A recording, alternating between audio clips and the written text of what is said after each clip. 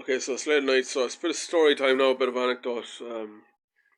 Just so you know who we're involved with in fisheries. It used to be called Bordishki Wara. Um, Sports colleague of mine when I was a young man, about 20 years ago, said, we used to work in the trawls down in Castletown. He said to me, I said, how's that paid? He said, not too good. He said, so we get a good catch. He said, we get a good catch, but we'd have to go many miles for it. He said, it depends because in them days, every mile you went nearly cost another euro of diesel. And diesel, diesel would be a litre, you know. Could cost you'd have to go we might have to use up a thousand litres of diesel on a 72 hour trek. So then the captain would take his cut, and 3 or 4 hands he had, if it was a small craft, would get the other cut. And then the months the time you're out of work, if there's a stormy weather or bad tides or there's no fish population, you might have to go further to get better catch and not be throwing stuff back, not get the stuff that was in demand. So Marion Maréchal, great grandfather, was a marine pêcheur. Alright? Marine pêcheur, sea fisherman. She's in charge of this movement of hauliers, fisheries, and what's called Sulev Mandelatar. Not so much farmers, but people who work on the land who buy diesel.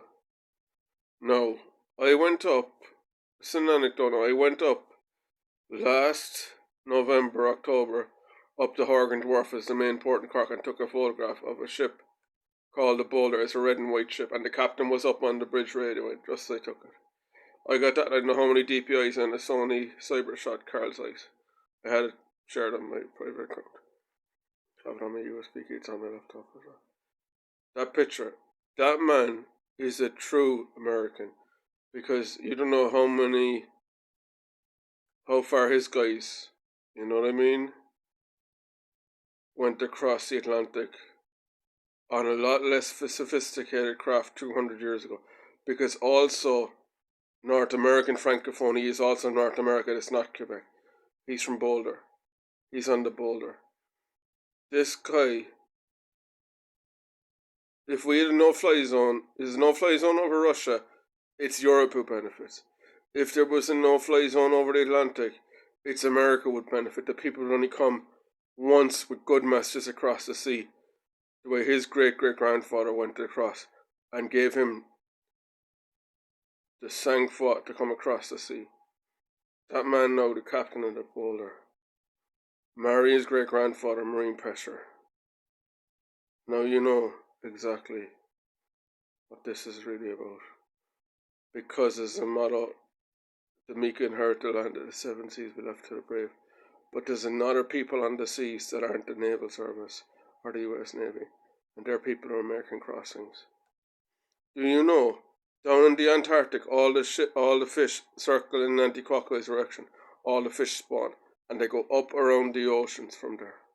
All the fish come from Antarctica.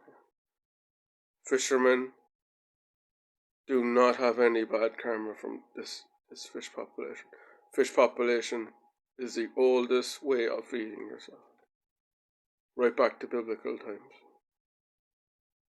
People turn their back on fisheries now. Are going to destroy the planet if we do not stand up for fisheries.